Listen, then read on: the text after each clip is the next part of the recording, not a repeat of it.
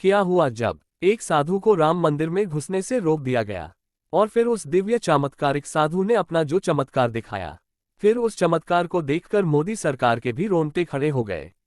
ये घटना उससे समय की है जब तकरीबन 500 वर्ष का इंतजार खत्म होने वाला था और प्रभु श्री राम लाला के भव्य मंदिर का प्राण प्रतिष्ठा समारोह होने वाला था।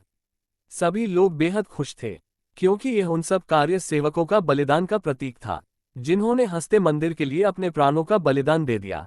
लेकिन जब पता चला कि राम मंदिर की प्राय प्रतिष्ठा के लिए 22 जनवरी 2024 का दिन तय किया है, तो पूरे देश में खुशी की लहर दौड़ पड़ी। लेकिन सभी लोगों से आग्रह किया गया था कि कोई भी 22 जनवरी के दिन अयोध्या न आए, क्योंकि उस दिन केवल देश की बड़ी बड़ी हस्तियों को ही प्राण प्रतिष्ठा में सम्मिलित होने का न्योता दिया गया था।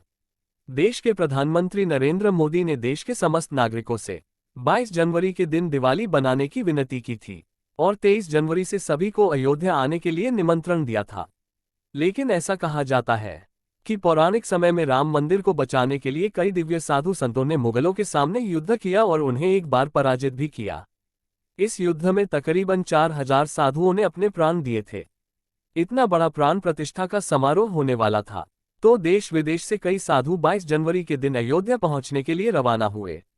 इन्हीं साधुओं में से एक साधु का नाम था बालमुकुंद जी महाराज, जिनका जन्म मुस्लिम परिवार में हुआ था, लेकिन बढ़ती उम्र के साथ उन्हें एहसास हुआ कि सनातन ही सत्य है। उन्होंने महसूस किया कि सनातन संस्कृति में 33 कोटि देवी देवता है जिनके संदर्भ में शास्त्रों में वर्णन मिलता है, और अन्य धर्म के जो ईश्वर है वह खुद को केवल भगवान का संदेशवाहक बताते हैं। लेकिन केवल एक भगवान श्री कृष्ण ही है जो डोंकी की चोट पर रहते हैं कि मैं ही भगवान हूँ। 5 साल की उम्र में उन्होंने अपना घर बार त्याग दिया और सनातन धर्म में शरण ले ली। इसके बाद में पूरी तरह से सनातन की ही हो गए। ये बात बहुत कम लोगों को पता थी कि उनका जन्म एक मुस्लिम परिवार में हुआ था। वह रामलाल को अपना इष्ट मानते थे। जब वे राम मंदिर के लिए रवाना हुए तो उनके अंदर एक गजब राम लाला की प्यारी मुस्कान को अपनी आंखों से निहारना चाहते थे और अपना आगे का जीवन अयोध्या में ही बिताना चाहते थे। 22 जनवरी 2024 को वह अयोध्या पहुंच गए। वे राम लल्ला के दर्शन करना चाहते थे, लेकिन उस दिन किसी भी आम श्रद्धालुओं के लिए दर्शन खुले नहीं थे।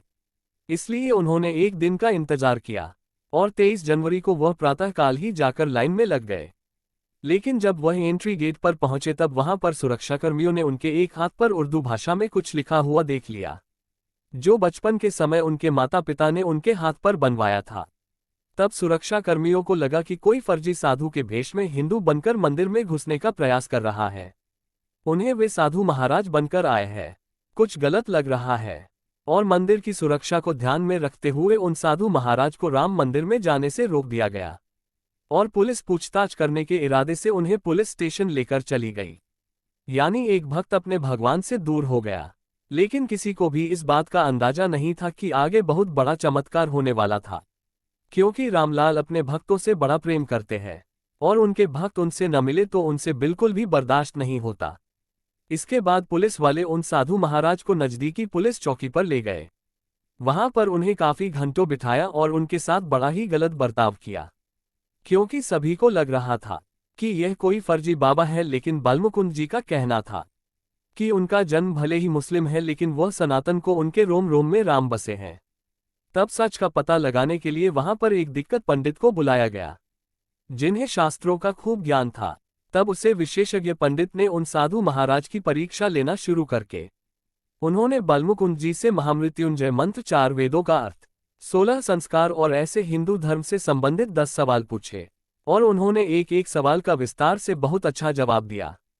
सभी लोग हैरान हो गए और सभी को विश्वास हो गया कि इन साधु महाराज का जन्म भले मुस्लिम घराने में हुआ होगा, लेकिन अब ये पूरी तरह से सनातन को अपना चुके हैं और एक दिव्य चमत्कारिक सनातनी साधु महाराज बन चुके हैं। सभी ने उनके चरण स्पर्श किए और सम्मानपूर्वक पुनः उन्हें अयोध्या राम मंदिर दर्शन के लिए छोड़ दिया गया।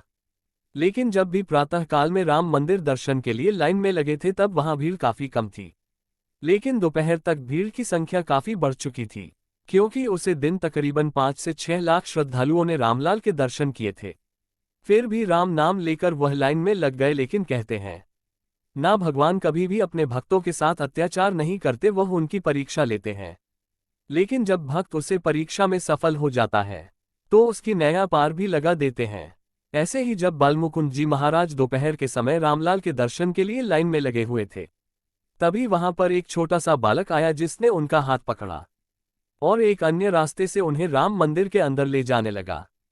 चमत्कार अपनी आंखों से देख रहे थे कि कोई भी सुरक्षाकर्मी उससे बच्चों को रोक नहीं रहे थे।